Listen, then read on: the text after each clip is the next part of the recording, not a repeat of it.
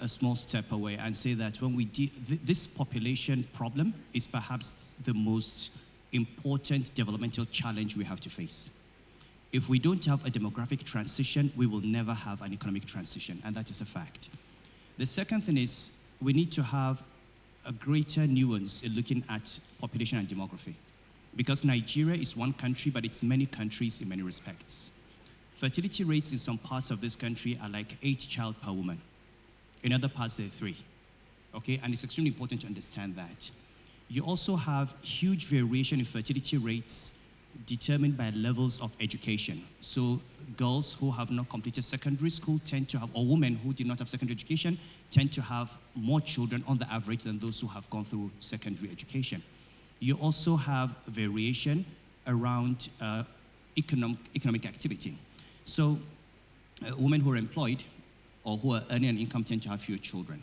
So from this, we can begin to understand where the problem is coming from. We talk about a population growth of 3-point-something% in Nigeria. The reality is that most of that is coming from the northeast and the northwest.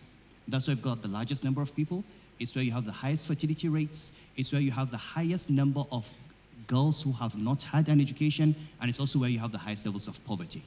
So in addressing this for me, if you ask me what is the single most important mindset change we need to have to address population growth, it is to see the woman as a human being. As a human being like any other human being, with rights to education, with rights to healthcare, with rights to protection against violence, with rights to protection against arbitrary divorce and abuse, with rights to earning an income. Now, it sounds very simple, but that is at the heart of the problem.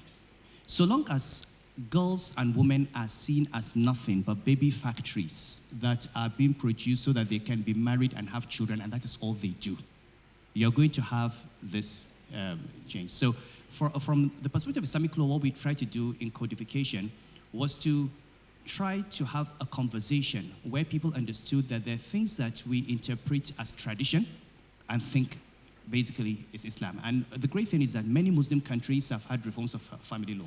Look at Malaysia, look at Tunisia, look at Morocco, look at even Pakistan, look at Egypt.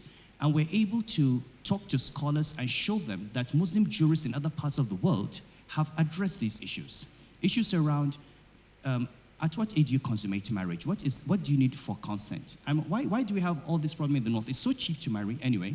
You pay a small mahar bride price, you take a wife, her father buys you the bed, he buys you the chairs, and he's not obliged under Islam, so it's so cheap to get a wife.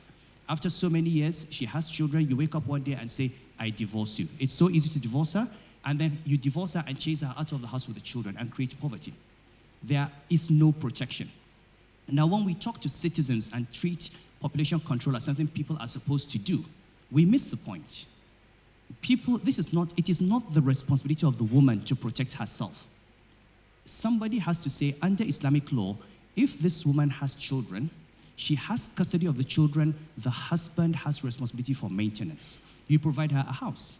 If a man divorces his wife with 5 children, and the court says, I take away the house and give it to the wife, he will think twice about divorcing her. And that is, and that is her right under Islam.